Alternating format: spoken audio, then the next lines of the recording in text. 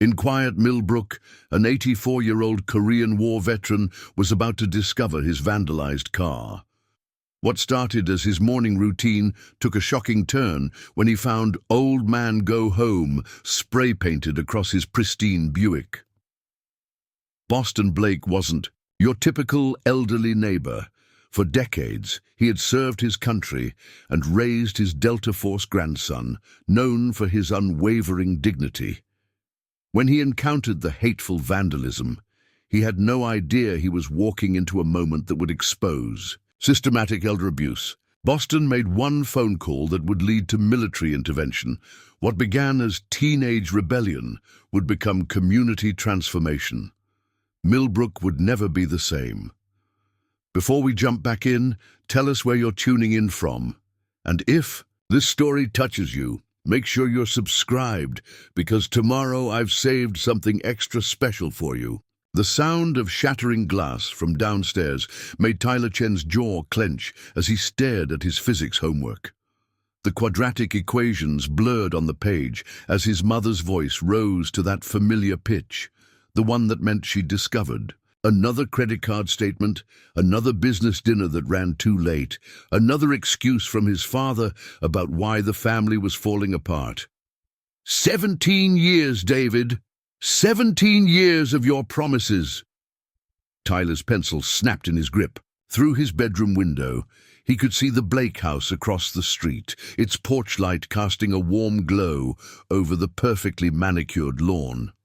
The old man's 1987 Buick sat in the driveway like a museum piece, pristine burgundy paint reflecting, the streetlights chrome bumpers that actually gleamed. Everything about that house screamed stability, permanence, the kind of life Tyler's family used to have before the late nights and lawyer meetings and hushed phone conversations about asset division. His phone buzzed. Jake Morrison. Party at Riverside Park. You in? Another crash from downstairs. His father's voice now, defensive and tired. I'm trying to save the business, Linda. Everything I do is for this family. Tyler's fingers moved across his phone screen without conscious thought.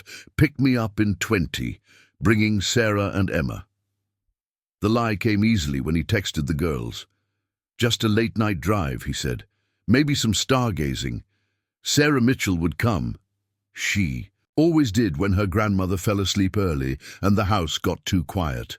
Emma Rodriguez would hesitate, worry about her parents, but ultimately give in to the fear of being left out that drove most of her decisions. 20 minutes later, Jake's Honda pulled up with Sarah already in the passenger seat. Emma sat in the back, chewing her thumbnail, a nervous habit that had intensified as junior year stress mounted. Tyler slid in beside her, noting how she flinched slightly when the car door slammed. "Where to?" Jake asked, though Tyler had already given him the address. Not Riverside Park, never Riverside Park. "Drive past Blake's house first," Tyler said, his voice carrying a hardness that made Sarah turn around. "Why?" Emma's voice was barely a whisper. Tyler stared out at the Blake house as they drove slowly past. The old man was probably inside, surrounded by photos of his dead wife, his dead son, living in a shrine to a life that Tyler would never have.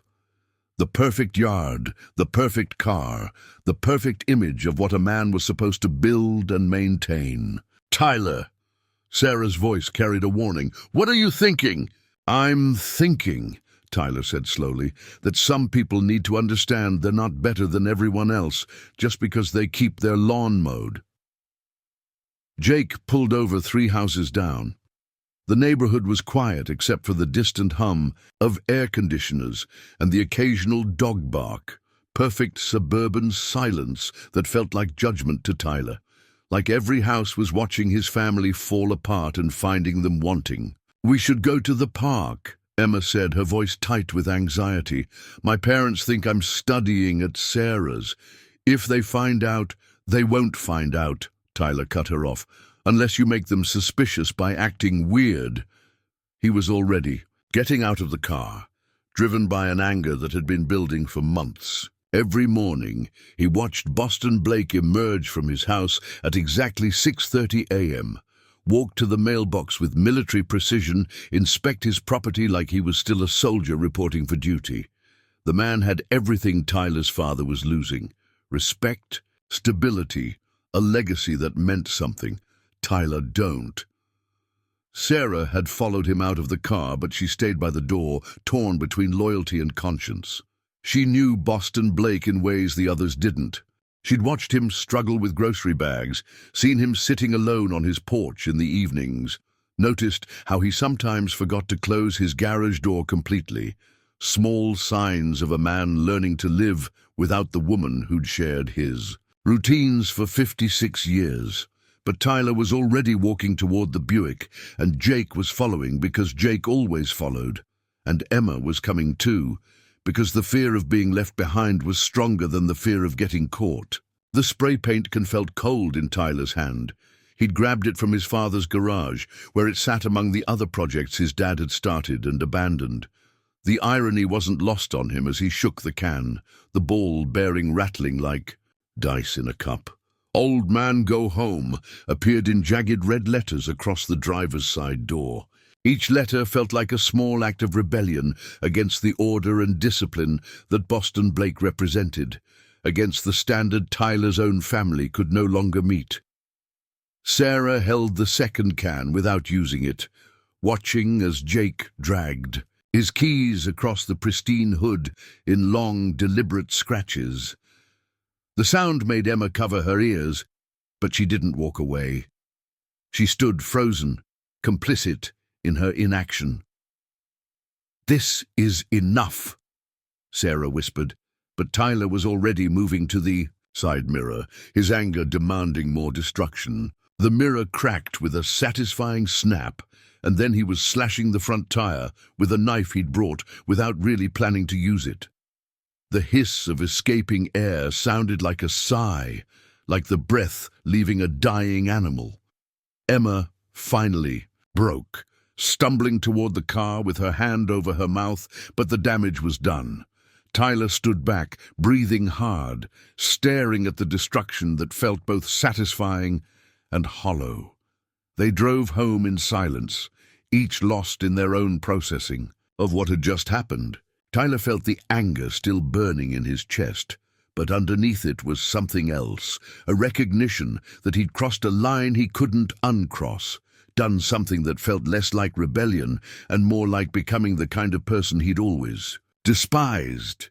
The next morning, Boston Blake emerged from his house at 6:30 a.m. as always. The routine was sacred, a thread of continuity that had carried him through the worst losses of his life.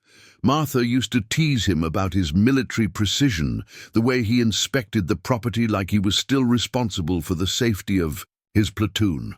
The destruction hit him like a physical blow. 56 years of marriage, 30 years in the same house, 2 years of learning to live alone, and this was how his neighbors saw him, as something to be destroyed, discarded, told to go home as if this wasn't already home, as if he hadn't earned his place here through decades of service and sacrifice.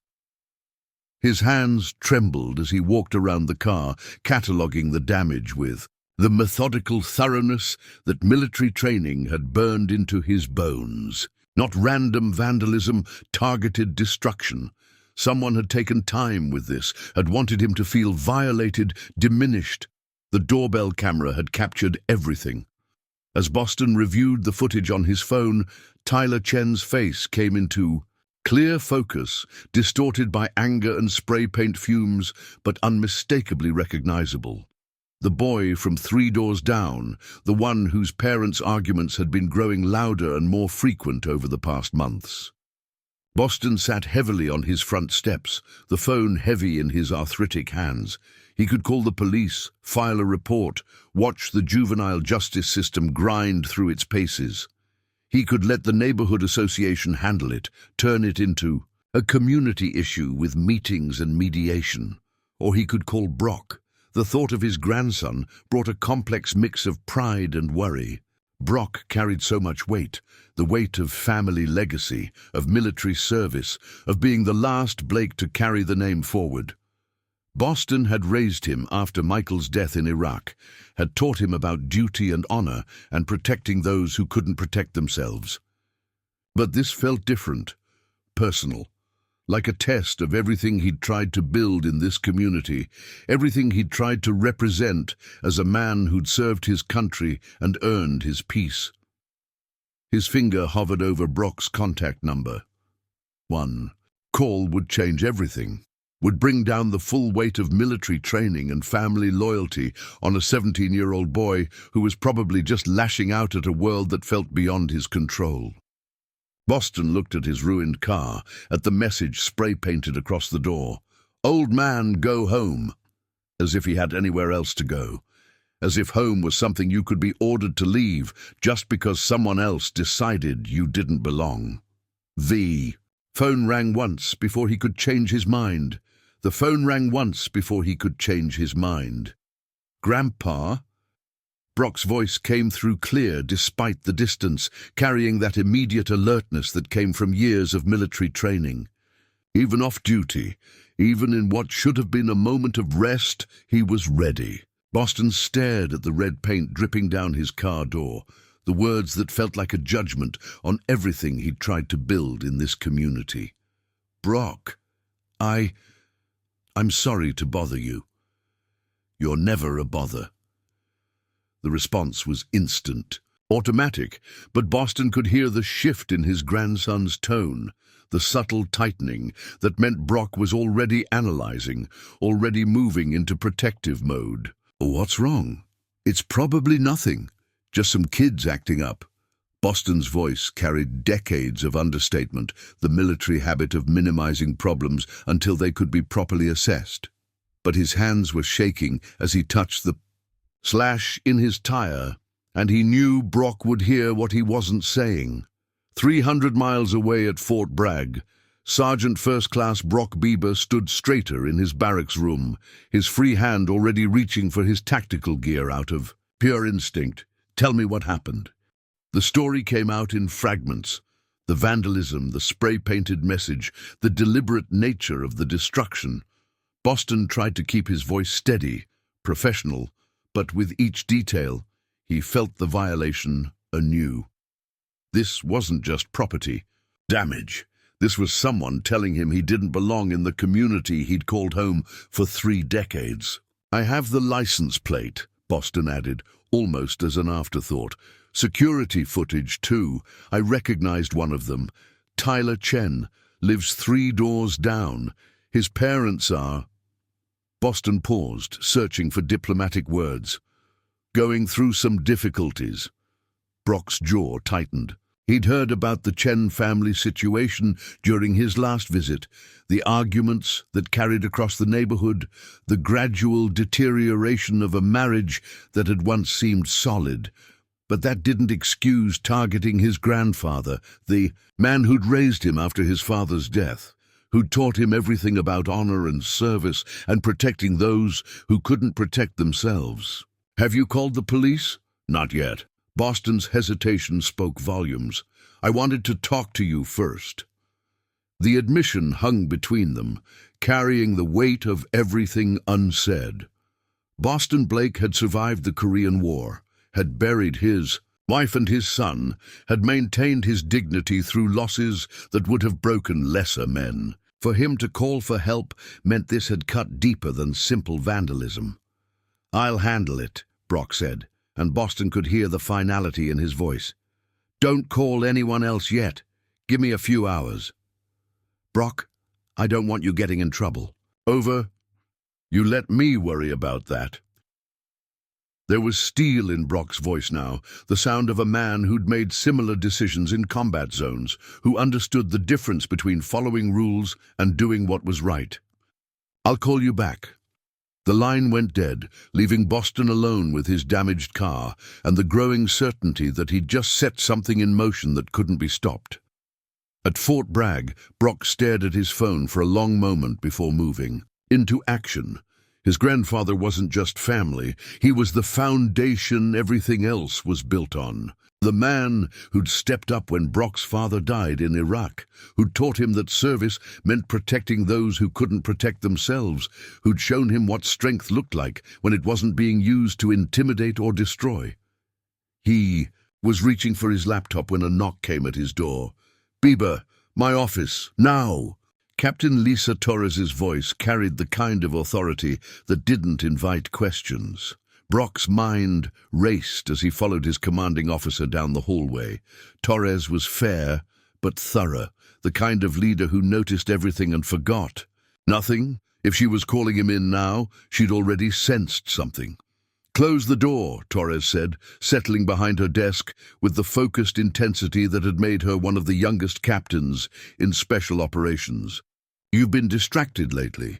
Family leave requests, personal calls during duty hours. Talk to me." The direct approach was classic Torres. No games, no political maneuvering, just an expectation of honesty that Brock had learned to respect. He could deflect, minimize, give her the standard military response about personal matters staying personal.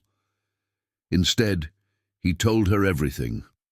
Torres listened without interruption, her expression unreadable as Brock described his grandfather's situation, the systematic targeting of elderly residents, the failure of local law enforcement to take the patterns seriously.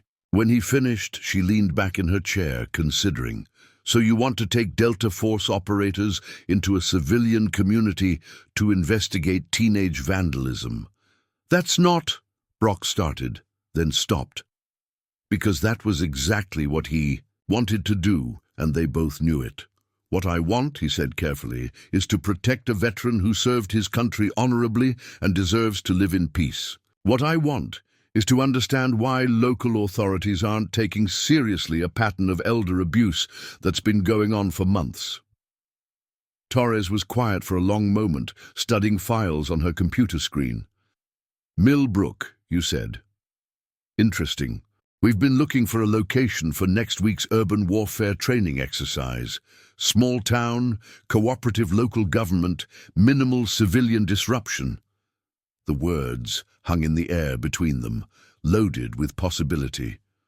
"Of course," Torres continued, "any training exercise would need to be completely by the book. Proper coordination with local authorities, clear mission parameters, strict adherence to engagement protocols." "Of course," Brock agreed. "And if, during the course of routine training operations, we happen to gather intelligence about ongoing criminal activities targeting vulnerable populations?" Torres shrugged. "Well, we'd be obligated to share that information with appropriate law enforcement agencies." Brock felt something tight in his chest begin to loosen. Torres understood. More than that, she was offering him a way to help his grandfather while staying within military regulations. "How soon can you have the team ready for deployment?" she asked. 6 hours. "Make it 4. Torres's smile was sharp and professional. "And Bieber, this operation is completely legitimate. But if it goes sideways, if there's any indication that personal motivations are compromising military objectives, I'll have your stripes. Are we clear?" "Crystal clear, ma'am." As Brock left her office, he was already making mental calculations. Personnel, equipment, logistics. By the time he reached his room, his phone was ringing with incoming calls from his team members, men who'd followed him through combat zones and trusted his judgment without question. Meanwhile, across Millbrook, the teenagers were dealing with the aftermath of their actions in different ways. Tyler Chen sat in his room, listening to his parents' latest argument about lawyer fees and asset division, the satisfaction of last night's vandalism already curdling into something that felt more like guilt than victory. Sarah Mitchell lay in her bed, staring at the ceiling and thinking about Boston Blake sitting alone in his house, discovering their destruction. She'd seen him working in his garden, had watched him place fresh flowers on his car dashboard every Friday.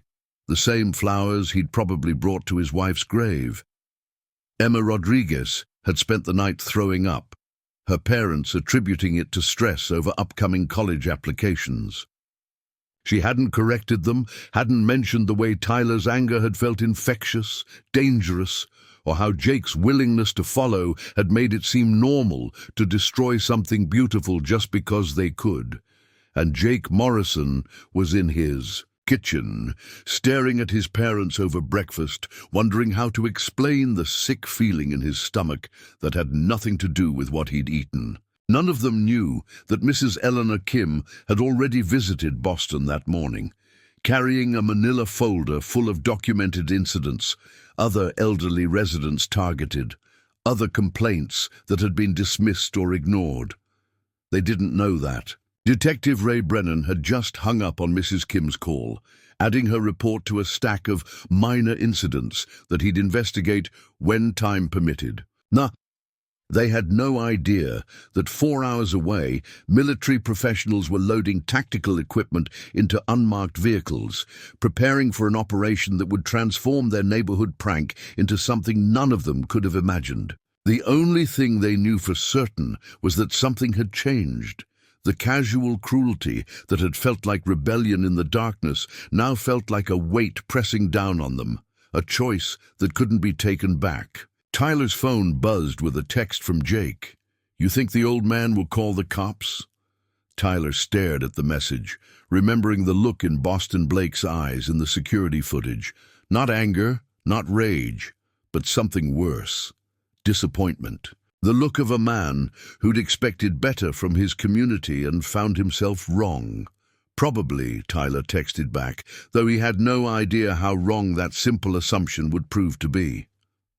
"Probably," Tyler texted back, though he had no idea how wrong that simple assumption would prove to be. 4 hours later, the first tactical vehicle rolled into Millbrook.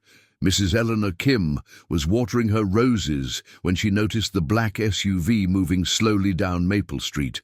Then another and another, her trained teacher's eye catalogued details. Automatically, tinted windows, government plates, the kind of purposeful movement that suggested this wasn't a coincidence. She set down her watering can and walked to her front fence, watching as the vehicles positioned themselves at strategic points throughout the neighborhood. Not random parking, coordinated deployment. "Sophia," she called to her neighbor, who was retrieving her morning paper. "Are you seeing this?" Sophia Mitchell looked up from her driveway, shading her eyes against the morning sun. At 68, she'd seen enough in her career as a social worker to recognize when something significant was happening. The way the vehicles had positioned themselves, the subtle but unmistakable signs of professional operation. "Sarah's still asleep," Sophia murmured, more to herself than to Eleanor. "Good. Let her stay that way for now." Inside the lead vehicle, Brock Bieber reviewed the operational parameters one final time. 6 operators, 3 vehicles, official designation as Urban Warfare Training Exercise Millbrook 7. Everything by the book, everything legitimate, everything designed to give him the resources he needed while keeping Captain Torres's career intact. "Comms check," he said into his headset, receiving immediate confirmations from his team. Delta, force operators who'd followed him through Afghanistan, Iraq, Syria. Men who understood that sometimes the mission expanded beyond the original parameters, that protecting the innocent was always the priority. "Overwatch, you have eyes on the primary residence?" "Affirmative. Blake residence is quiet. Subject appears to be inside. No movement detected." Brock studied the intel they'd gathered during the 4-hour prep. Boston Blake, 84, Korean War veteran, Bronze Star recipient. Widower, living alone since his wife's death 2 years ago. Only family, 1 grandson currently serving in special operations. The personal details felt both necessary and invasive. His grandfather's morning routine, his grocery shopping patterns, his weekly visits to the cemetery. A life reduced to tactical, considerations, which was exactly what the people who targeted him had failed to do, see him as a complete human being, deserving of respect and protection. Movement at the Chen residence came through his earpiece, multiple civilians emerging. Brock adjusted his position to get a clear view.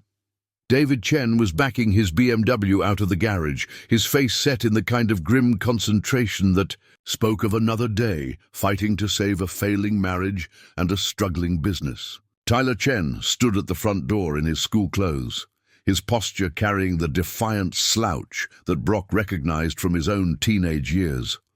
The difference was that when Brock had been angry at 17, his grandfather had channeled that energy into discipline, service, purpose. Tyler Chen's anger was eating him from the inside, making him lash out at the stability he craved, but couldn't create for himself. "Sir," his communications specialist said quietly, "we're getting chatter on local emergency frequencies. Police dispatch is asking for clarification on our presence." Brock smiled grimly. Right on schedule.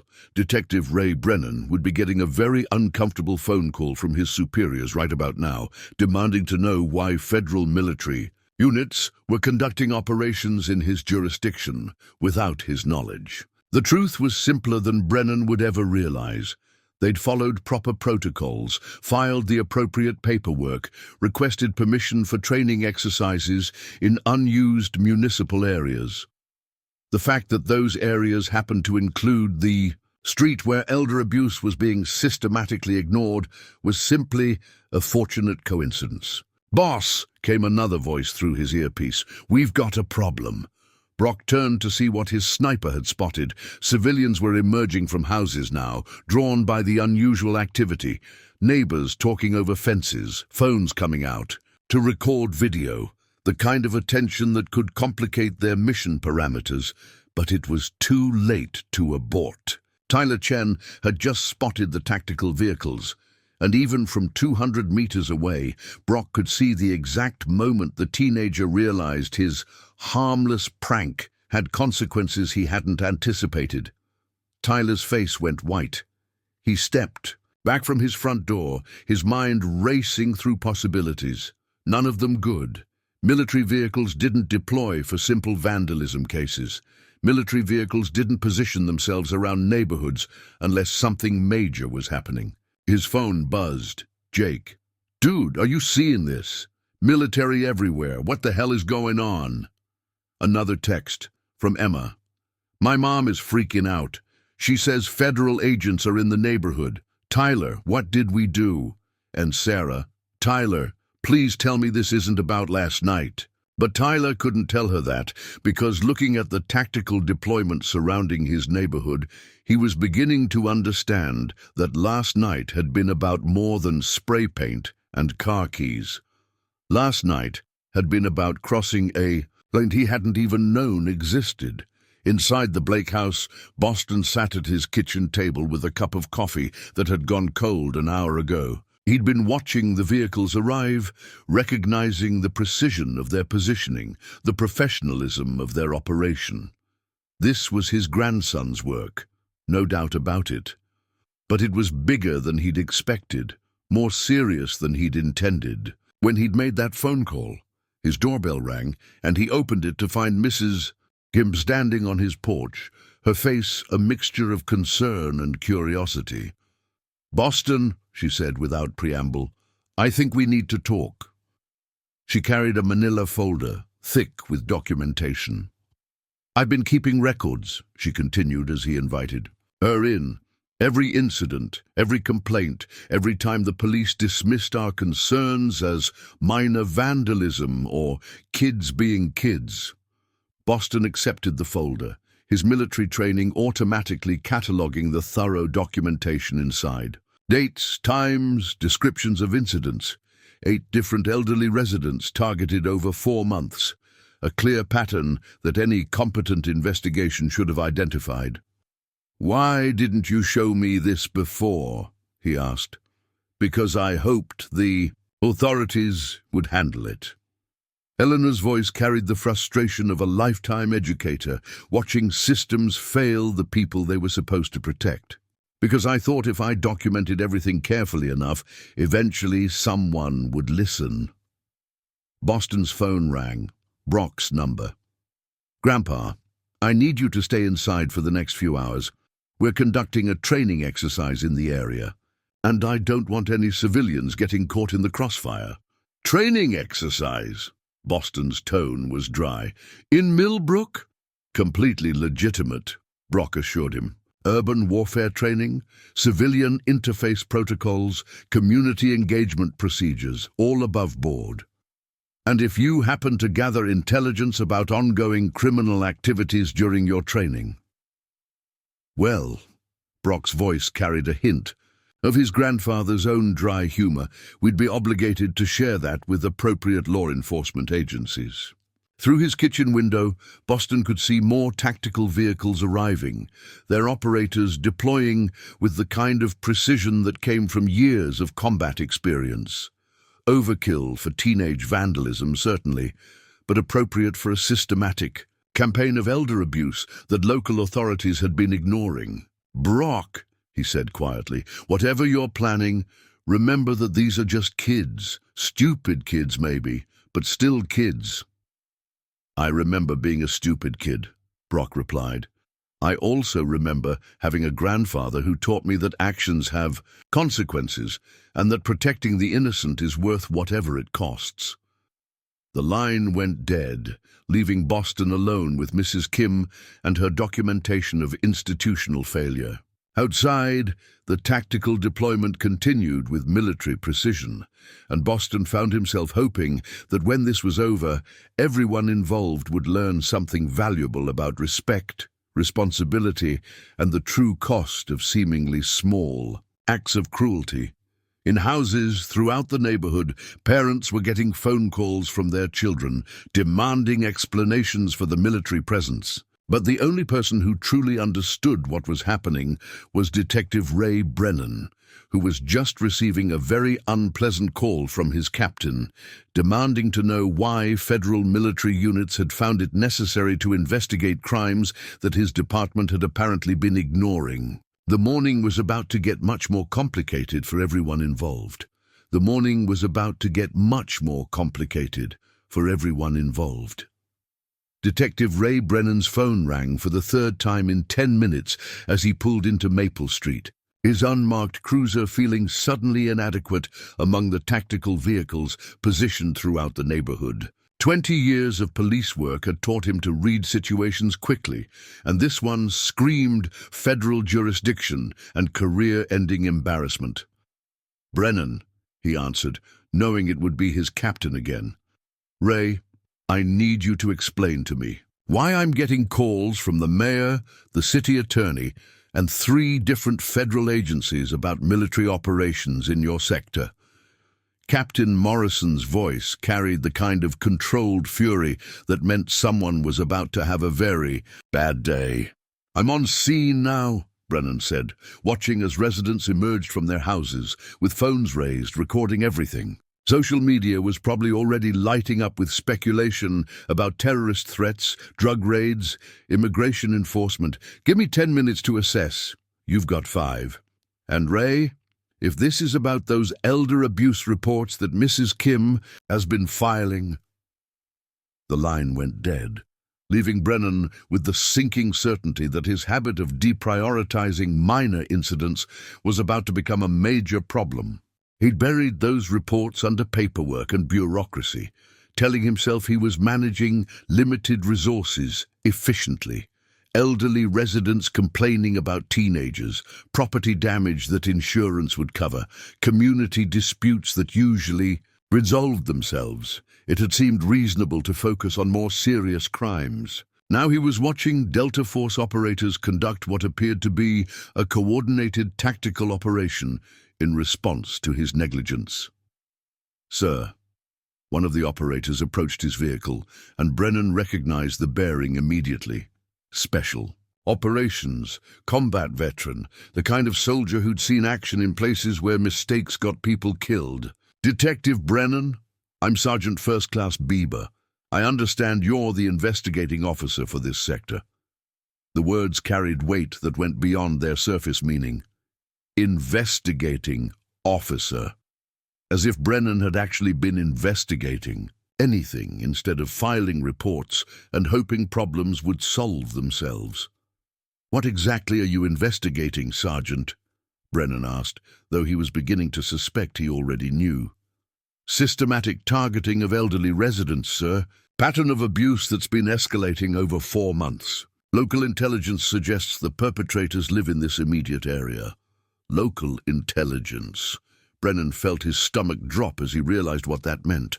Military terminology for the reports he'd been ignoring, the documentation he'd dismissed, the pattern he'd failed to recognize because recognizing it would have required actual work. Preparing and narrating this story took us a lot of time. So if you are enjoying it, subscribe to our channel. It means a lot to us. Now, back to the story.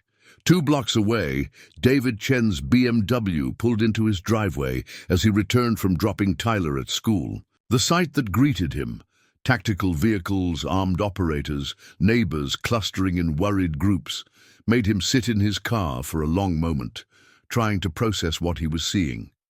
His first thought was terrorism. His second was immigration, raids. His third, the one that made his blood run cold, was the memory of Tyler's strange behavior that morning. The way his son had gone pale at something he'd seen out the window, the evasive answers about why he looked like he hadn't slept. David's phone buzzed with a text from his wife Linda. "What's happening at the house? Mrs. Chen from next door says there are military vehicles everywhere." Before he could respond, another text arrived. This one from Tyler. "Dad, something's happening. In the neighborhood. Military trucks and stuff. Do you think it's serious?" The innocent tone of Tyler's message felt forced, artificial. David had built a successful business by reading people, understanding when someone was hiding something important. His son was hiding something, and military operators didn't deploy to residential neighborhoods for minor infractions. 3 houses down, Sarah Mitchell stood at her bedroom window, watching the tactical teams with growing dread. Her grandmother had gone to the grocery store an hour ago, leaving Sarah alone with her guilt and the increasingly certain knowledge that last night's harmless prank had somehow triggered this massive response. Her phone showed 17 missed calls from Emma, 12 from Jake, and nothing from Tyler, which was somehow more ominous than if he'd been calling constantly. She was about to text Emma when she saw her friend's parents' car pulling up to the command vehicle that had positioned itself in front of the Blake house. Emma emerged from the passenger seat, looking pale and shaky, her mother's hand firm on her shoulder as they approached the operators. "Oh God," Sarah whispered, understanding that Emma had confessed everything. The Rodriguez family's approach to the command post created a ripple effect throughout the neighborhood. Mrs. Patterson, from 2 streets over, hurried toward the gathering crowd, her own teenage son in tow. The Morrison family's truck appeared at the end of the block, Jake visible in the passenger seat with his father driving. At the center of it all, Brock Bieber watched the civilian response with the analytical calm that came from years of managing complex operations. The confession from Emma Rodriguez had provided confirmation of what they already knew, but it had also introduced the human element that complicated every mission. Teenagers who were fundamentally good kids who'd made a terrible decision. Parents who were about to discover their children's capacity for cruelty. A community that was about to confront its own failures. "Sergeant Bieber." Detective Brennan approached the command post, his posture carrying the defensive tension of a man who knew he was in trouble. "I think we need to coordinate our efforts here." "I agree, Detective." Brock's tone was professionally neutral, but his eyes carried the weight of judgment. "We've been reviewing the incident reports from this sector. Interesting pattern of complaints that don't seem to have resulted in investigations." Brennan felt sweat beginning to form despite the cool morning air. "Look, we get a lot of minor vandalism reports. Limited resources mean we have to prioritize Systematic targeting of elderly residents isn't minor vandalism, Brock interrupted, his voice carrying the kind of authority that came from having made life-and-death decisions in combat zones. It's elder abuse, it's a pattern of escalating criminal behavior, and it's exactly the kind of community threat that law enforcement is supposed to address. The conversation was interrupted by the arrival of Boston Blake himself, supported by Mrs. Kim, and carrying the manila folder of documented incidents. At 84, he moved carefully but with obvious determination, his military bearing unmistakable despite his age. The sight of his grandfather approaching the tactical operation made Brock's chest tighten with a complex mix of pride and concern. This was what he'd been trying to protect.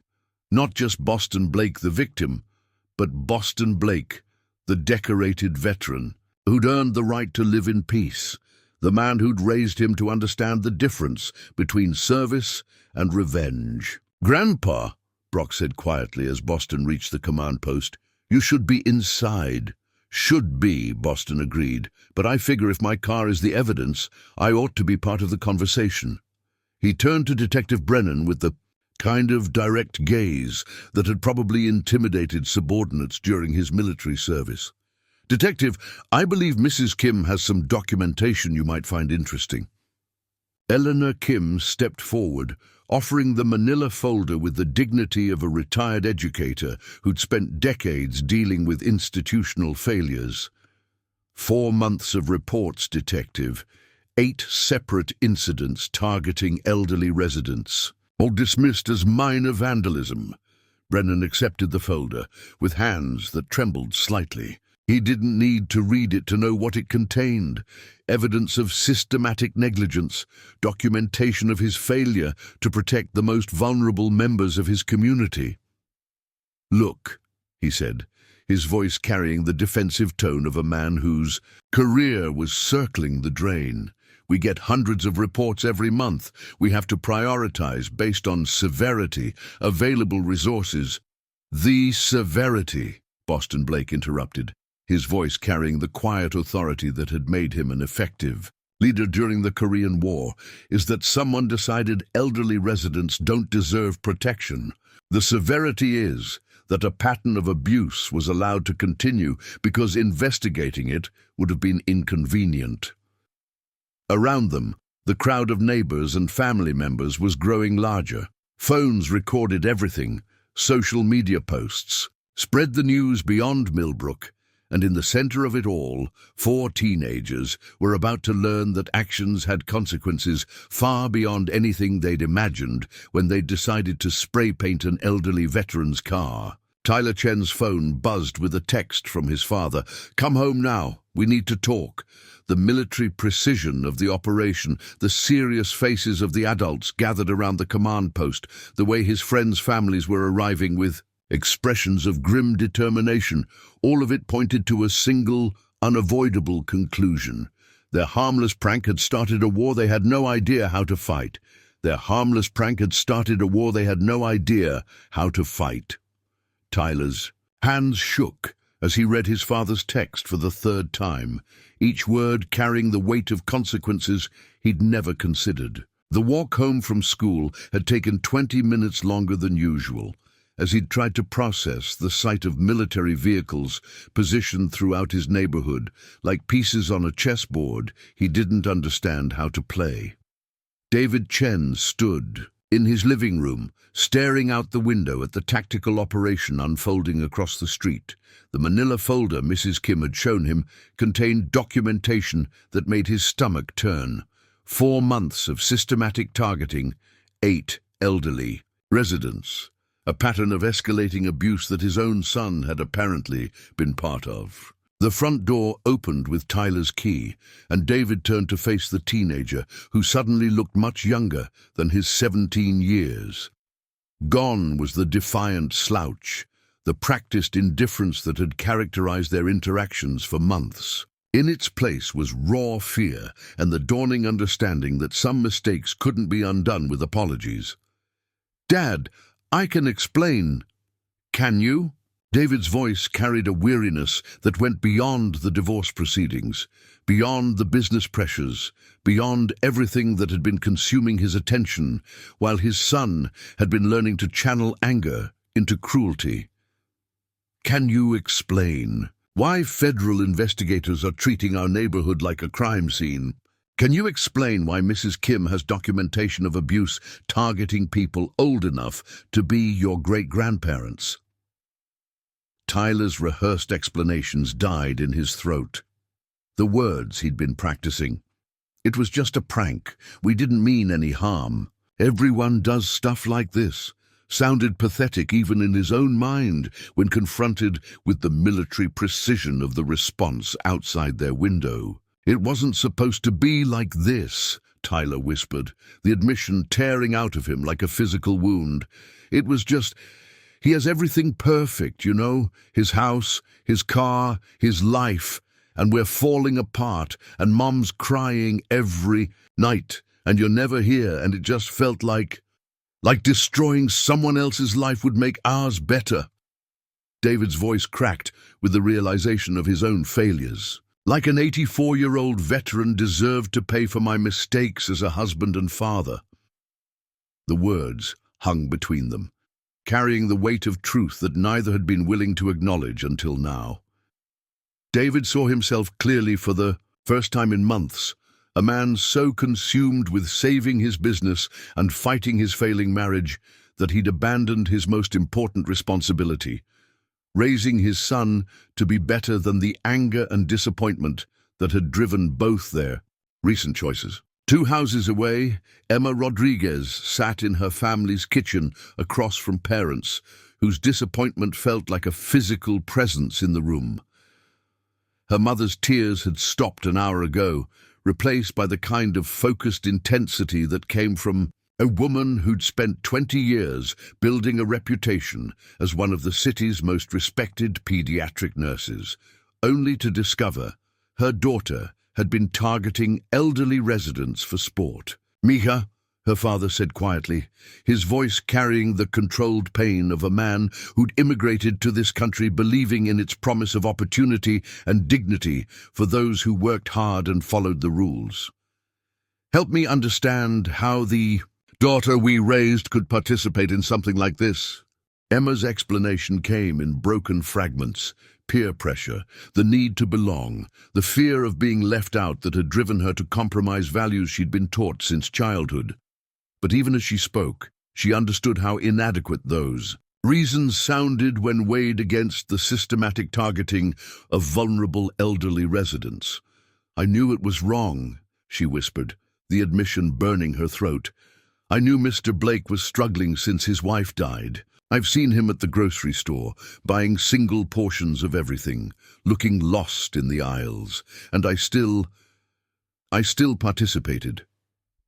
Her parents exchanged glances that carried 20 years of marriage, 20 years of building a life, based on respect for elders, community responsibility, the kind of values they'd thought they'd successfully transmitted to their children. Across the neighborhood, Jake Morrison faced his own reckoning in the family room, where his athletic trophies lined the mantelpiece like monuments to a future that was suddenly uncertain.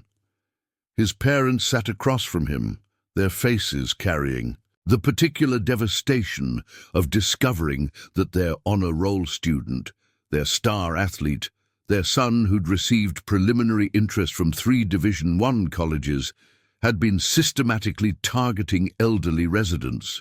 "The scholarship offers," his mother said quietly. "How do we explain this to the coaches who've been recruiting you? How do we tell them that our son, the young man they want to represent their universities, has been vandalizing the property of Korean War veterans?" Jake's carefully constructed identity, the good kid, the athlete, the young man with a bright future, crumbled under the weight of that question. He'd followed Tyler because friendship had seemed more important than conscience, because going along had felt easier than standing up. Now he understood that easier and right were often opposite choices. and he'd consistently chosen easier. At the tactical command post, Captain Torres arrived in an unmarked vehicle, her presence immediately shifting the dynamics of the operation. She'd driven the 4 hours from Fort Bragg, not because the situation required her personal attention, but because she understood that Sergeant Bieber's mission had evolved beyond training exercises into something that could define careers and communities. "Sergeant," she said quietly as she approached Brock's position, "status report." 4 juveniles identified as primary subjects, Brock replied, his professional demeanor masking the personal investment that had driven this entire operation. Pattern of systematic targeting confirmed. Local law enforcement negligence documented. Community impact significant. Torres studied the scene, residents gathering in worried clusters, media vehicles beginning to arrive at the neighborhoods. In periphery, parents arriving with children whose eyes carried the particular guilt that came from knowing they'd been caught in something serious. "Detective Brennan," she called, summoning the local investigator with the kind of authority that transcended jurisdictional boundaries. "I understand your department has been tracking incidents in this area for several months." Brennan approached. Reluctantly, the manila folder of documented complaints feeling heavier with each step. "Captain, I want to assure you that we take all criminal complaints seriously." "Do you?" Torres interrupted, her voice carrying the clinical precision of someone accustomed to cutting through bureaucratic deflection. "Because Mrs. Kim's documentation suggests a pattern of systematic negligence that borders on willful blindness." She gestured toward the gathered families, the teenagers who were beginning to understand the magnitude of their actions, the elderly residents who'd been living with fear for months while their concerns were dismissed as minor nuisances. "This isn't about teenagers making mistakes," Torres continued. "This is about institutional failure to protect the most vulnerable members of a community. This is about what happens when law enforcement decides that some victims aren't worth protecting." Boston Blake, supported by Mrs. Kim and Sophia Mitchell, approached the group with the measured dignity that had sustained him through decades of service and personal loss. At 84, he'd seen enough of human nature to understand that cruelty and kindness often resided in the same hearts, that young people were capable of both devastating thoughtlessness and remarkable growth. "Captain," he said, addressing Torres with the respect one veteran accorded another, "I appreciate your grandson's thoroughness in addressing this situation. But I hope we can remember that these are still children who made terrible choices, not enemy combatants." His words carried the weight of experience, the wisdom of someone who'd seen actual war and understood the difference between justice and revenge. Around him, parents struggled with their children's failures. Teenagers faced consequences they'd never imagined, and a community began the difficult process of confronting its own systemic failures. The question now wasn't whether justice would be served, but whether it would be tempered with the kind of understanding that could transform a crisis into an opportunity for genuine change. The question now wasn't whether justice would be served, but whether it would be tempered with the kind of understanding that could transform a crisis into an opportunity for genuine change. 2 days after the confrontation, Boston Blake stood at his kitchen window, watching the last of the tactical vehicles disappear down Maple Street. The media attention had been intense but brief. Local news crews, fascinated by the story of military intervention in suburban vandalism, social media buzzing with debates about proportional response and community policing. But the reporters had moved on to other stories, leaving the neighborhood to process what had happened in the quiet spaces between crisis and resolution. His doorbell rang at exactly 3:30 p.m., the sound carrying a hesitancy that was different from the confident chimes of delivery drivers or the authoritative knocks of officials. Boston opened the door to find Tyler Chen standing on his porch, his usual defiant posture replaced by something that looked uncomfortably like vulnerability. "Mr. Blake," Tyler began, his voice carrying the careful formality of a teenager who'd been coached on proper respect but was trying to mean it. My parents said I should come talk to you, but I wanted to come anyway, to apologize and to—" He struggled for words. "To understand."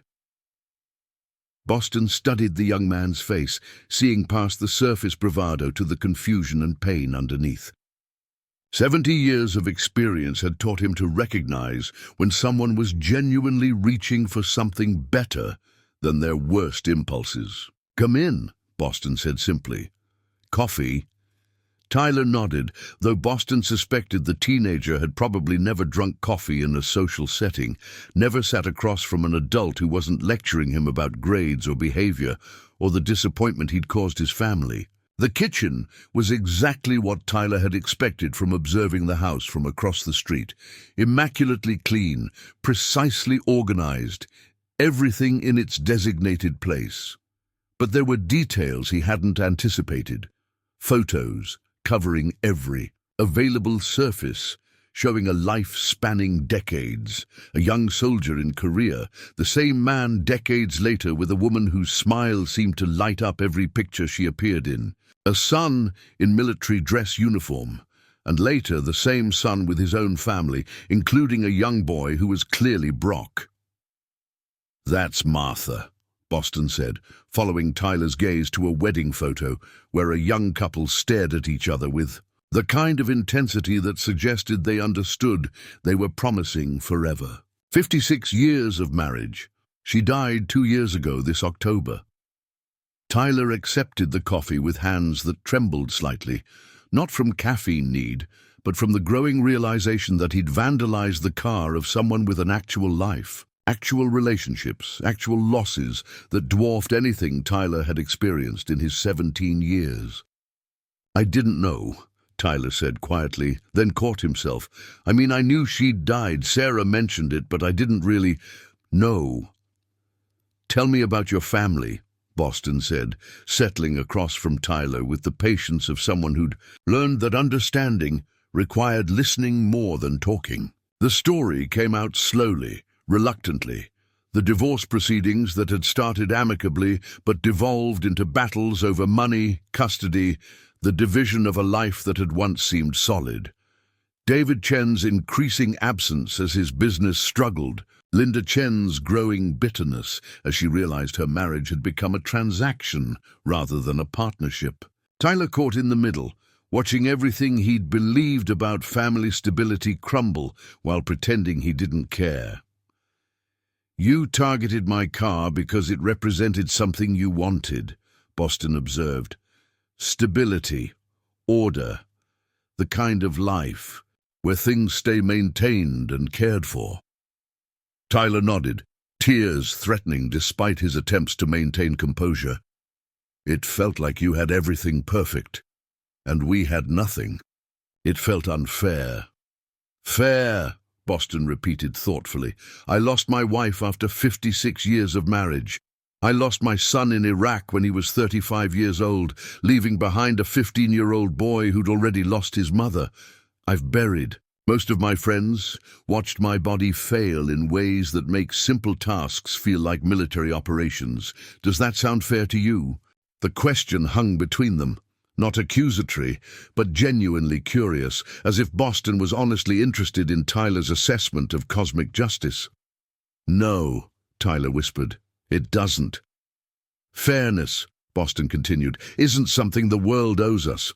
It's something we create through the choices we make about how to treat each other. You saw my maintained car and perfect lawn and assumed I had everything you wanted. But what you were really seeing was discipline, the choice to keep building. Something beautiful even when everything important to you has been taken away."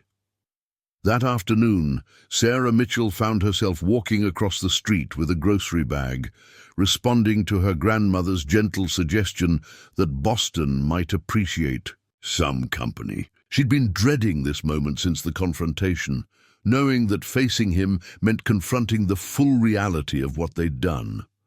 Boston answered the door as if he'd been expecting her, which he probably had. Sophia Mitchell was legendary in the neighborhood for her ability to orchestrate exactly the right interaction at exactly the right moment.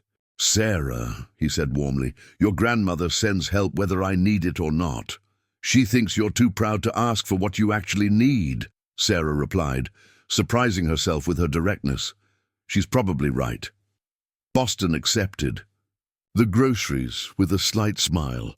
"Want to help an old man put these away? I promise not to lecture you about poor choices and consequences." As they organized the groceries, Sarah found herself studying the kitchen with new eyes. The precision she'd once resented from across the street revealed itself as something more complex. Not obsessive control, but the kind of careful maintenance that came from understanding how quickly things could fall apart if you stopped paying attention. "I used to watch you," Sarah admitted as she handed him canned goods to place in perfectly organized cabinets. "Working in your garden, washing your car, keeping everything perfect. It made me angry sometimes because my parents died when I was 12 and everything in my life felt broken, and you seemed to have everything together." Boston paused in his organizing. "What you were watching," he said quietly, "was someone learning to live alone after sharing every task for 56 years. Martha used to do the grocery shopping, manage the garden planning, decide what needed cleaning and when.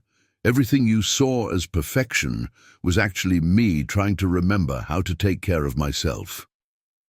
The admission hit Sarah with unexpected force. She'd been projecting her own needs onto Boston's life, assuming his order came from satisfaction rather than necessity, his solitude from choice rather than loss. "I'm sorry," she said, the words carrying weight beyond simple apology. "Not just for the car, for not seeing you as a real person."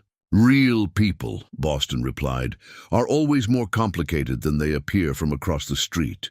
The trick is remembering that when someone makes you angry, when they represent something you think you want or resent."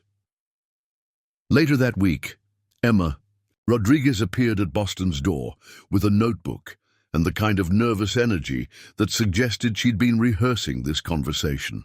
Her confession during the tactical operation had been driven by fear and guilt, but this visit felt different, more thoughtful, more intentional. "Mr. Blake," she said formally, "I've been researching Korean War veterans' experiences and I wanted to understand what you went through, what serving meant to you."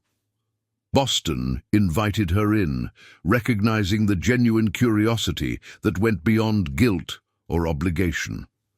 Emma's questions were specific, well-researched, the kind of inquiry that came from someone who'd spent hours trying to understand a experience completely foreign to her own life. As he shared stories of Korea, the cold, the fear, the bonds formed with fellow soldiers, the way service had given him purpose and direction, Boston watched Emma's face, seeing her process the reality that the man she'd helped target was someone who'd earned respect through sacrifice she couldn't imagine. "I've never done anything important," Emma said quietly when he finished describing a particularly difficult engagement near Seoul. "Nothing that mattered to anyone except myself." "Important," Boston replied, "isn't about what you've done. It's about what you choose to do next, knowing what you know now." By the end of the week, even Jake Morrison had made his way to Boston's door, carrying with him the particular weight of an athlete whose physical strength had been used for destruction rather than protection. Their conversation centered around discipline, the way military training and athletic training both required surrendering immediate gratification for long-term goals, the responsibility that came with physical capability. "I could have stopped it," Jake admitted. "I'm bigger than Tyler, stronger than any of them. I could have walked away or made them stop, but I was more afraid of losing friends than doing the right thing." Strength, Boston told him, isn't about what you can do. It's about choosing to do what's right even when it costs you something you value. These individual conversations spread across a week of careful bridge building orchestrated by Sophia. Mitchell and Mrs. Kim began to transform the aftermath of crisis into something approaching understanding. The teenagers learned that the elderly veteran they'd targeted was a complex human being whose life contained more loss, more struggle, and more resilience than they'd ever imagined. And Boston learned that the young people who'd vandalized his car were not inherently cruel, but rather confused and angry in ways that reminded him of his own difficult youth. The question now was whether this understanding could be translated into something lasting, something that could heal not just individual relationships, but the broader community failures that had allowed systematic elder abuse to flourish unchecked. The question now was whether this understanding could be translated into something lasting, something that could heal not just individual relationships, but the broader community failures that had allowed systematic elder abuse to flourish unchecked. 3 weeks after the confrontation, Tyler Chen stood before a gathering in the Millbrook Community Center, his hands trembling as he held note cards that suddenly felt inadequate for what he was trying to accomplish. The room was packed. Elderly, residents, parents, teenagers, city officials, and Detective Brennan, who'd been attending every community meeting since his department's failures had been exposed.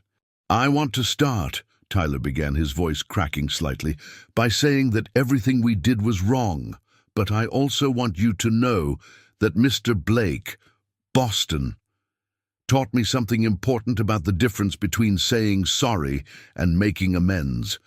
He'd practiced this speech for days, but standing here facing the people his actions had affected, the prepared words felt hollow. Instead, he found himself speaking from the heart about his conversations with Boston, about learning that perfection was actually discipline, that strength came from continuing to build something beautiful even when everything important had been taken away. "We can't undo what we did," Tyler continued, gaining confidence as he spoke, "but we can make sure it never happens again, to anyone. And that's why we're proposing the Neighborhood Watch and Elder Protection Initiative." Sarah Mitchell stood up from the front row, carrying a poster board that displayed the layout of their proposal. Her artistic skills had transformed their rough ideas into a professional presentation that caught the attention of everyone in the room. "The problem isn't just that 4 teenagers made a terrible choice," Sarah explained, her voice carrying the conviction she'd developed through her conversations with Boston. "The problem is that our community wasn't protecting its most vulnerable members. We had 8 elderly residents targeted over 4 months, and nobody was connecting the dots." She pointed to a map showing the locations of documented incidents. The pattern that should have been obvious to anyone paying attention. This wasn't random vandalism, this was systematic targeting, and it happened because we weren't watching out for each other. Emma Rodriguez approached the microphone next, carrying a thick binder that represented weeks of research. Her perfectionist tendencies, previously channeled into academic achievement, had been redirected toward understanding elder care resources, community support systems, and intervention strategies. "I've documented every available resource for elderly residents in our county," Emma announced, opening the binder to reveal meticulously organized sections. "Food delivery services, medical transportation, home maintenance assistance, financial protection programs. Most of our elderly residents don't know these resources exist." Her voice grew stronger as she described her findings.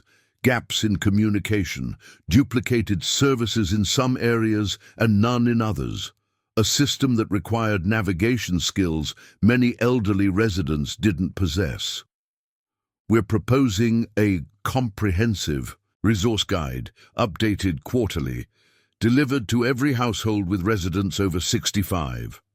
Jake Morrison took the microphone last, his athletic frame carrying a humility that was new but seemed genuine. I'm organizing what we're calling Strong Hands, a volunteer program where high school and college students provide physical assistance to elderly residents, yard work, minor home repairs, moving heavy items, snow removal in winter.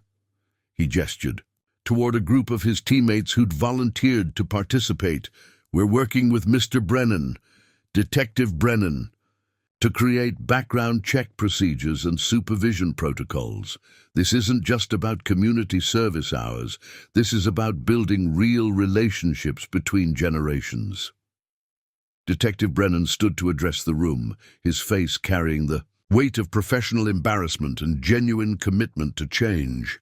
I want to publicly acknowledge that my department failed to protect vulnerable members of our community. Mrs. Kim's documentation revealed a pattern that we should have identified and addressed months ago. He held up a folder, his own this time, containing new protocols and procedures. We're implementing immediate changes, dedicated elder abuse investigation procedures, community liaison officers for elderly residents, quarterly safety meetings in neighborhoods with high senior populations, and we're partnering with these young people to create communication channels that should have existed already. The presentation concluded with Boston Blake himself taking the microphone, his presence commanding the kind of respect that couldn't be manufactured or demanded.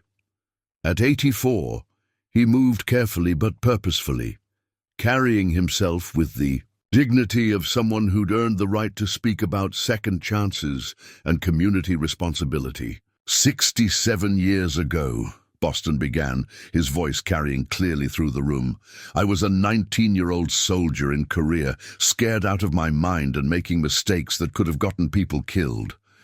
I learned about discipline and service from men who could have written me off as hopeless, but chose instead to invest in my potential. He looked directly at Tyler, Sarah, Emma, and Jake. These young people made terrible choices, but in the weeks since, they've shown me something I'd forgotten about: the power of genuine remorse translated into meaningful action. They've taught me that the best response to failure isn't punishment, it's the opportunity to build something better. Mrs. Eleanor Kim stood from her seat in the front row, her manila folder of documented incidents still present, but no longer the only voice speaking for elderly residents. I've been documenting problems for months, she said, hoping someone would listen. But what these young people have proposed goes beyond addressing problems. They're creating systems to prevent them. Sophia Mitchell joined her, the two elderly women who'd been anchoring this community response from the beginning. This isn't about forgiveness, Sophia clarified. This is about transformation, taking a crisis and using it to build the kind of community we should have been all along. David Chen stood from his seat near the back, his relationship with Tyler still healing but noticeably improved. I want to announce that Chen Industries is providing funding for the resource guide printing and distribution, as well as equipment, for the Neighborhood Watch program. Sometimes corporate resources can serve community needs. The announcement sparked a ripple of surprise and approval through the room. Other business owners began standing, offering support, equipment, volunteer, coordination. What had started as 4 teenagers' proposal was becoming a community-wide commitment to systematic change. Captain Torres, who'd remained in Millbrook to observe the long-term outcomes of their intervention, stood near the back of the room. Her presence was unofficial but meaningful, recognition that this community transformation had implications beyond local boundaries. I've seen military units respond to crisis situations around the world, she said when invited to speak. The most successful operations aren't the ones that eliminate threats, they're the ones that build sustainable peace. What's happening in Millbrook is exactly that kind of operation.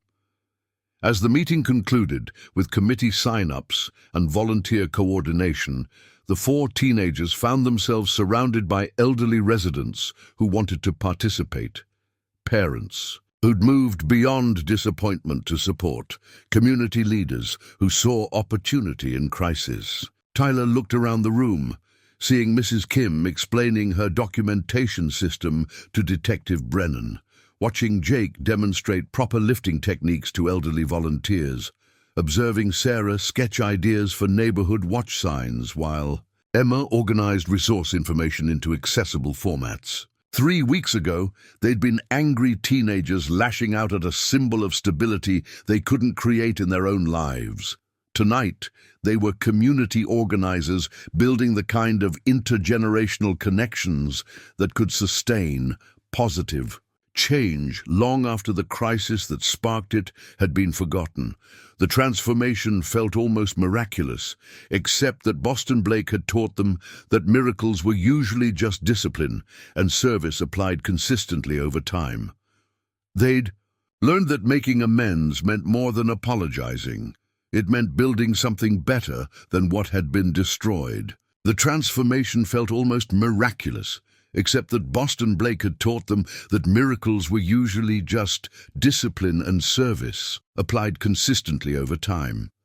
They'd learned that making amends meant more than apologizing. It meant building something better than what had been destroyed. 3 months after the initial incident, Millbrook's Maple Street looked subtly different. The neighborhood watch signs Sarah had designed were positioned at strategic intervals, professional but welcoming, featuring the motto, "Protecting those who protected us." Small American flags appeared in more yards than before, and several elderly residents had installed new porch lights that created pools of safety in the evening darkness. Detective Brennan's patrol car made regular appearances, no longer the rushed drive-through he'd been doing before, but actual stops where he walked the street, checked on residents, and reviewed the incident logs that Mrs. Kim and her newly formed Senior Safety Coalition maintained with military precision. The changes went deeper than aesthetics. Emma Rodriguez's resource guide had become a county-wide model, with 3 other municipalities requesting copies to adapt for their own communities. The quarterly updates had become community events, with high school students working alongside elderly residents to verify information and identify new needs. Tyler Chen's Neighborhood Watch program had expanded from Maple Street to encompass 12 residential blocks, with training provided by Detective Brennan and coordination handled by a rotating committee of teenagers and adults. The program had already prevented 2 attempted scams, phone frauds, targeting elderly residents who'd learned to verify suspicious calls with their assigned watch partners. Jake Morrison's Strong Hands initiative had grown beyond simple physical assistance into genuine mentorship relationships. Every Saturday morning, teams of student volunteers paired with elderly residents for tasks that ranged from yard work to technology tutoring. Jake himself had developed an unexpected friendship with Harold Peterson, a 78-year-old Navy veteran who'd been teaching him about the difference between strength and toughness. Sarah Mitchell's Wisdom Stories newsletter had evolved from a simple community publication into something approaching local journalism. Her interviews with elderly residents had revealed not just individual life stories, but historical connections that surprised longtime residents. The newsletter's monthly distribution had become a neighborhood event, with readers gathering to discuss the featured stories and share their own memories. But perhaps the most significant change was harder to quantify: the way relationships had shifted from polite distance to active engagement. Elderly residents no longer seemed isolated in their perfectly maintained houses, and teenagers no longer saw them as obstacles to be resented or ignored.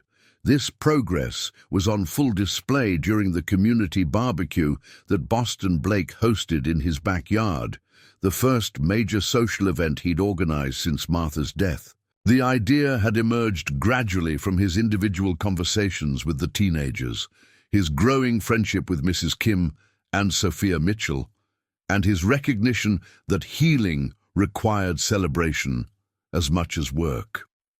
Captain Torres, had driven down from Fort Bragg specifically for the event, bringing with her a formal commendation for the community's response to crisis. Brock stood beside his grandfather at the grill, his Delta Force precision applied to achieving the perfect burger temperature, while Boston supervised with the kind of gentle authority that had made him an effective leader during his military service.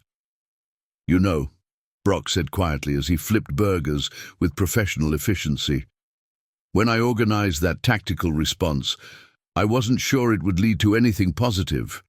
I was angry, protective, maybe thinking more about revenge than justice." Boston watched Tyler Chen helping Mrs. Kim arrange dessert tables while engaging in animated conversation about her experiences as an elementary school teacher during the 1970s. "The best military operations," Boston replied, "are the ones that create lasting peace, not just immediate victory. You gave these kids the shock they needed to understand that actions have consequences. But you also gave the community the crisis it needed to address systemic failures." Across the yard, Sarah Mitchell was showing her portfolio to several adults who'd expressed interest in commissioning artwork for local businesses. Her portraits of elderly residents had attracted attention beyond Millbrook, with one piece, a study of Boston working in his garden, selected for a regional art exhibition. The scholarship committee was impressed, Sophia Mitchell told Sarah's gathered audience, not just with the technical skill, but with the way Sarah captured dignity and resilience in her subjects. Art that serves the community has special power. Emma Rodriguez had claimed a corner of the patio where she'd set up an information station about the various programs now operating in the neighborhood. Her organizational skills had made her the unofficial coordinator for most community initiatives, a role that utilized her perfectionist tendencies while building her confidence in social settings. The County Social Services Department wants to hire Emma as a consultant for other communities, her mother announced proudly to Detective Brennan. Apparently, her resource guide has become the gold standard for elder care coordination. Jake Morrison was engaged in an intense conversation with Harold Peterson about military history, their friendship having developed from weekend yard work into weekly chess games and discussions about service, leadership, and the responsibilities that came with physical strength. Jake's scholarship offers increased after the coaches learned about his community service, Harold told Captain Torres. "Turns out college recruiters value character as much as athletic ability. They want young men who understand that strength means protecting others, not intimidating them." Detective Brennan moved through the gathering with an ease that would have been impossible 3 months earlier. The systematic failures that had nearly ended his career had instead forced him to remember why he'd become a police officer: to protect and serve, particularly those who couldn't protect themselves. "The department is implementing our elder protection protocols county-wide," he told Mrs. Kim, as they watched teenagers and elderly residents engaged in conversations that bridged decades of experience. "Your documentation system has become the model for community police cooperation. The State Attorney General's office is requesting copies for statewide distribution." Mrs. Kim smiled with the satisfaction of a retired teacher whose lesson plan had finally been properly implemented. The key was realizing that communities can solve their own problems when they have proper information and genuine commitment. We just needed a crisis significant enough to force everyone to pay attention. As the afternoon progressed, the gathering took on the comfortable rhythm of an established tradition rather than a first-time event. Children from neighboring families had joined the group. Elderly residents shared stories that captivated teenage listeners, and adults discussed plans for expanding the various programs beyond their current scope. David Chen found himself in conversation with other parents about the balance between work responsibilities and community engagement. His relationship with Tyler had improved dramatically as he'd learned to prioritize family time and involve himself in his son's community service activities. The divorce still happened, he told Sophia Mitchell during a quiet moment. But Tyler and I have found ways to maintain our relationship that don't depend on his mother and me staying married. Sometimes families have to be rebuilt rather than preserved. As the sun set over Millbrook, casting golden light across the backyard gathering, Boston Blake stood at his kitchen window, looking out at a scene that would have been impossible to imagine 3 months earlier. His vandalized car had been repaired and was now parked in the driveway, but more importantly, his isolated existence had been transformed into active community engagement. The barbecue had been successful beyond his hopes, but he understood that the real measure of change would be whether these relationships and programs could sustain themselves without crisis to drive them, whether the teenagers would maintain their commitments when college applications and senior year activities competed for their attention, whether the adults would continue prioritizing community engagement when other pressures reasserted themselves. Martha's photograph on the kitchen counter seemed to smile at the sounds of conversation and laughter floating through the window. She'd always believed that the best response to hurt was to build something beautiful enough to prevent future harm. Looking at the community gathering in his backyard, Boston thought she would have been proud of what had grown from their darkest moment. The question now was whether this healing could sustain itself as the teenagers moved toward graduation and the community settled into new routines that would either preserve or gradually erode the changes they'd worked so hard to create. The question now was whether this healing could sustain itself as the teenagers moved toward graduation and the community settled into new routines that would either preserve or gradually erode the changes they'd worked so hard to create. 8 months after the barbecue, Tyler Chen sat in the guidance counselor's office at Millbrook High, staring at college acceptance letters that represented both opportunity and impossible choices. State University had offered him admission to their social work program, a path that felt right after his months of community organizing, but one his family couldn't afford without significant financial aid. "Your essay about community service was exceptional," Mrs. Patterson told him, reviewing his applications with the thoroughness of someone who'd been guiding students through this process for 20 years. The admissions committees were particularly impressed by the sustainability of your programs. Most high school community service is temporary. You've built something lasting. Tyler's recommendation letters read like testimonials to transformation. Detective Brennan writing about his evolution from problem teenager to community leader. Mrs. Kim describing his ability to bridge generational gaps. Boston Blake's letter focusing on his understanding of service as a form of healing rather than obligation. But the financial reality remained stark. His parents' divorce had been finalized 2 months earlier, dividing assets that had already been strained by legal fees and David's business struggles. The college fund that had once seemed sufficient was now barely enough to cover 2 years of tuition, even at the state school. "There might be other options," Mrs. Patterson said carefully. "I've been in contact with several community organizations that offer scholarships specifically for students involved in elder care advocacy.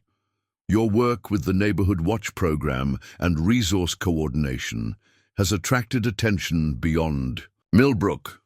Tyler nodded, trying to hide the anxiety that had been building for weeks. College had always been assumed rather than planned, something that would happen automatically when the time came. The reality of applications, essays, interviews, and financial aid forms had proven more complicated than anyone in his family had anticipated.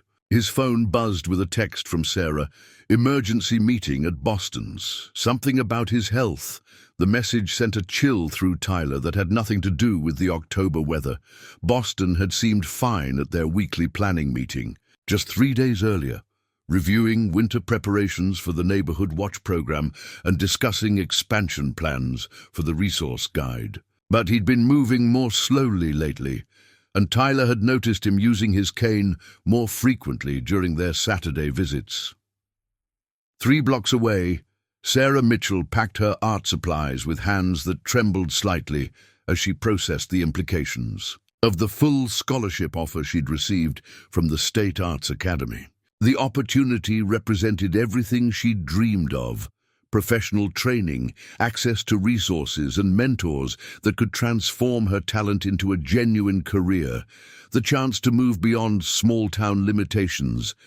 But accepting would mean leaving Millbrook, abandoning the community programs she'd helped create, walking away from the elderly residents who'd become genuine friends rather than just subjects for her artwork. The portraits hanging in her bedroom, Boston tending his garden, Mrs. Kim organizing her documentation, Harold Peterson teaching Jake about chess strategy, felt like commitments she couldn't simply abandon for personal advancement. "You have to take it," her grandmother Sophia had said when the letter arrived. "This is the kind of opportunity that changes lives. Boston and Mrs. Kim and all of us will still be here when you graduate."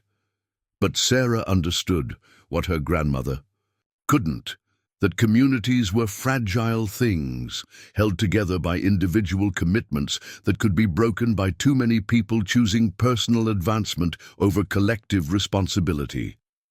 The newsletter, the art programs, the informal mentorship relationships she'd developed with elderly residents, all of it depended on her continued presence and energy. Her phone rang as she reached for her keys. Emma Rodriguez, her voice tight. "With anxiety. Sarah, something's wrong with Mr. Blake. Mrs. Kim called my mom. Apparently he collapsed during his morning walk. They're taking him to Memorial Hospital." The drive to the hospital brought together the entire extended network that had grown from their initial crisis. Tyler arrived at the same time as Sarah, both of them spotting Jake's truck in the parking lot alongside Detective Brennan's unmarked cruiser and Mrs. Kim's sedan. Emma was already in the waiting room, surrounded by her parents and several other community members who'd heard the news through the informal communication network that connected Millbrook's elderly residents. Her organizational skills had immediately shifted into crisis management mode.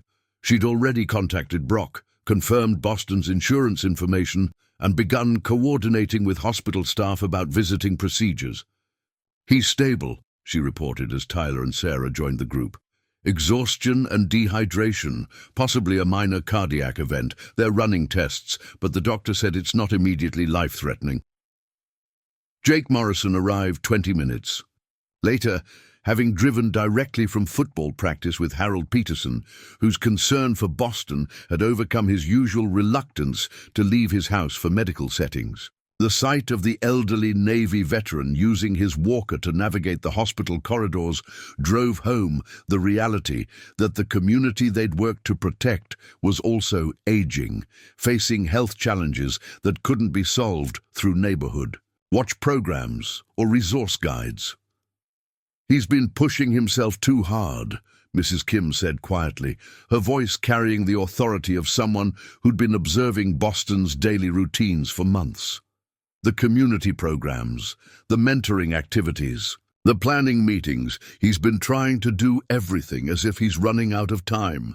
The observation hung in the air, forcing all of them to confront the question they'd been avoiding.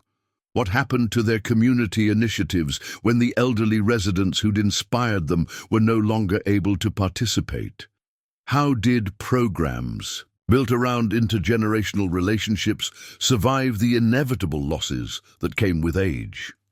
When Brock arrived 3 hours later, having driven straight from Fort Bragg after receiving Emma's call, he found the waiting room filled with people whose lives had been changed by his grandfather's capacity for forgiveness and mentorship. Teenagers who'd learned about service, adults who'd discovered community engagement, elderly residents who'd found purpose in sharing their wisdom with younger generations. "How is he?" Brock asked Detective Brennan, recognizing him as the official. Most likely to have accurate information about Boston's condition. Stubborn, Brennan replied with a slight smile, trying to convince the doctors that he doesn't need to stay overnight, that the community meeting scheduled for tomorrow evening can't proceed without him. Apparently, the winter safety protocols require his personal review. It was such a perfectly Boston response that Brock found himself laughing despite his worry. His grandfather had spent 8 months transforming from isolated victim to community cornerstone, and even a health scare couldn't convince him to step back from responsibilities he'd claimed as his own. The doctor wants to keep him for observation, Mrs. Kim added, but he's insisting that someone needs to coordinate the neighborhood watch schedule for next week, as if the entire community will collapse if he's not available for 48 hours. Sarah looked around the waiting room, seeing the network of relationships that had grown from their initial crisis. Teenagers and adults and elderly residents who'd learned to depend on each other for everything from snow removal to emotional support to advocacy for community resources. Maybe that's the point, she said quietly. Maybe we've all learned enough from him that the programs can continue even when he can't be directly involved. The comment sparked a conversation that continued for the next hour, as group members realized they'd reached a transition point where the community initiatives needed to become sustainable beyond their founding inspiration. Tyler's college applications, Sarah's scholarship opportunity, Emma's increasing involvement in county-wide elder care coordination, Jake's recruitment by college athletic programs, all of it pointed toward a future where the teenagers who'd started these programs would need to train others to continue their work. When Boston was finally allowed visitors, he found his hospital room filled with people whose lives had been changed by his willingness to transform crisis into opportunity for growth. Tired but alert, he listened as they described their plans for ensuring program continuity, their strategies for training new volunteers, their commitment to maintaining the community connections that had emerged from their worst moment. "You know," he said finally, his voice carrying the satisfaction of someone who'd successfully completed a difficult mission, "this is exactly what I hoped would happen when I decided to call Brock that morning. Not the military response, that was bigger than I'd anticipated, but this, people learning that communities are built through individual choices to care about each other. His health scare had forced them to confront the reality that their community healing was strong enough to survive the challenges ahead, college departures, new responsibilities, the inevitable changes that came with time and growth. The question now was whether they could maintain that strength as they faced the transition from crisis-driven change to long-term commitment. The question now was whether they could maintain that strength as they faced the transition from crisis-driven change to long-term commitment. 1 year after the vandalism incident, the Millbrook Community Center was filled beyond capacity for a memorial service that had evolved into something much larger than anyone had anticipated. Boston Blake had passed peacefully in his sleep 3 days earlier, his body finally surrendering to the accumulated weight of 84 years, 2 wars, and a lifetime of service that had never really ended. Tyler Chen stood at the podium, no longer the angry teenager who'd spray-painted hateful words on an elderly veteran's car, but a young man whose acceptance speech for the Boston Blake Memorial Scholarship had moved half the audience to tears. "A year ago," Tyler began, his voice steady despite the emotion visible in his eyes, "I thought Boston Blake represented everything I resented about the world. Stability I couldn't create, order I couldn't maintain, a life that seemed perfect. From the outside, I was wrong about almost everything, but I was especially wrong about perfection." He gestured toward the memorial display Sarah had created, featuring photographs that chronicled Boston's life from young soldier to community elder, but also documenting the transformation of Millbrook itself over the past year. Boston taught me that what I mistook for perfection was actually discipline, the choice to keep building something beautiful even when everything important has been taken away. He showed me that the best response to being hurt is to create something that prevents others from being hurt the same way. In the front row, Mrs. Eleanor Kim and Sophia Mitchell sat with the dignity of women who'd anchored a community through crisis and emerged as its most respected leaders. The Boston Blake Elder Advocacy Foundation, officially established with funds from David Chen's business and 3 other local companies, would ensure that the resource guides, neighborhood watch programs, and intergenerational initiatives continued. Indefinitely, Sarah Mitchell approached the podium next, wheeling forward a cloth-covered sculpture that represented months of work. When she pulled away the covering, the audience saw Boston's vandalized car transformed into art, the damaged metal reshaped into a memorial garden centerpiece, the original spray-painted words now incorporated into an engraving that read, "From destruction, growth, from anger, understanding, from crisis, community." "I almost took a scholarship to art school," Sarah announced, her voice carrying the confidence she'd gained through months of community leadership. "But I realized that the most important art happens when you help other people tell their stories. I'm staying in Millbrook, attending community college, and expanding the Wisdom Stories project into a regional oral history program." Emma Rodriguez presented the Foundation's first annual report, her organizational skills having evolved into genuine expertise in community development. The statistics were impressive. Elderly abuse incidents down 75%, emergency response times improved, resource utilization up significantly, but the human impact was immeasurable. Boston Blake taught us that healing happens when people choose to see each other as complete human beings rather than symbols of whatever they resent or desire, Emma said. "The programs we've built aren't really about elderly protection or youth development.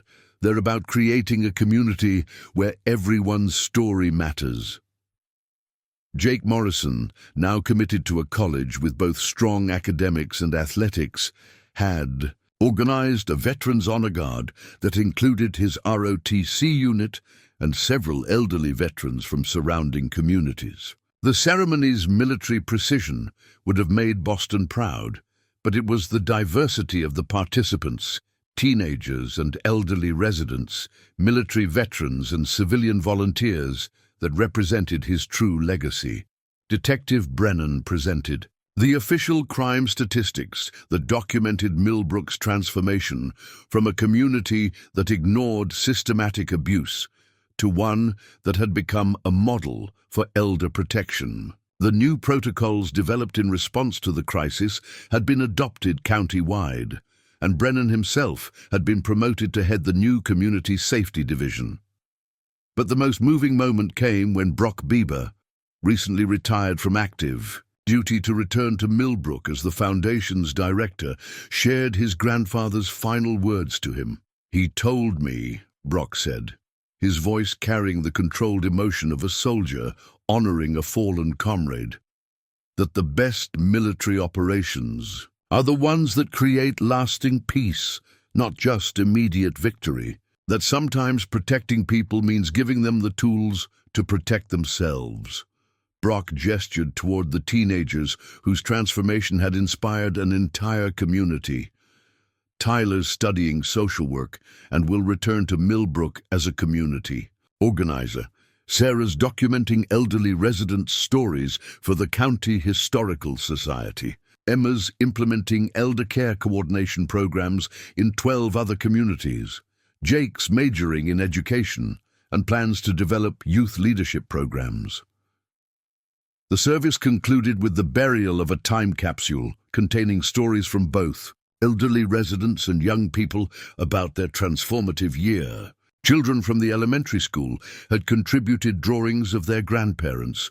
Teenagers had written essays about lessons learned from elderly mentors, and elderly residents had recorded video messages for future generations.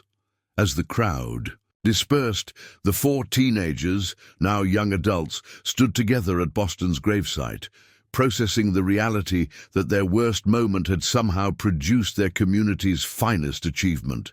He would have said, "This was exactly what he planned," Tyler observed, watching families and neighbors continue conversations that bridged generations and backgrounds.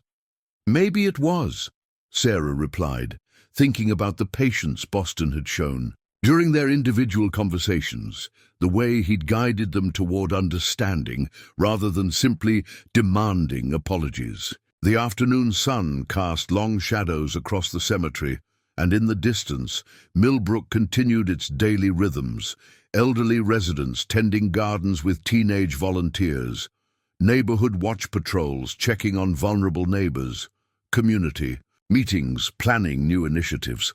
1 year after four teenagers had vandalized an elderly veteran's car, their community had learned that the most lasting victories come not from punishment, but from the courage to transform crisis into opportunity. For collective growth, Boston Blake's legacy lived not in the programs that bore his name, but in the understanding that every person deserved protection, respect, and the chance to contribute their story to the larger narrative of human community. Up next, you've got two more standout stories right on your screen. If this one hit the mark, you won't want to pass these up. Just click and check them out. And don't forget to subscribe and turn on the notification bell so you don't miss any upload from us.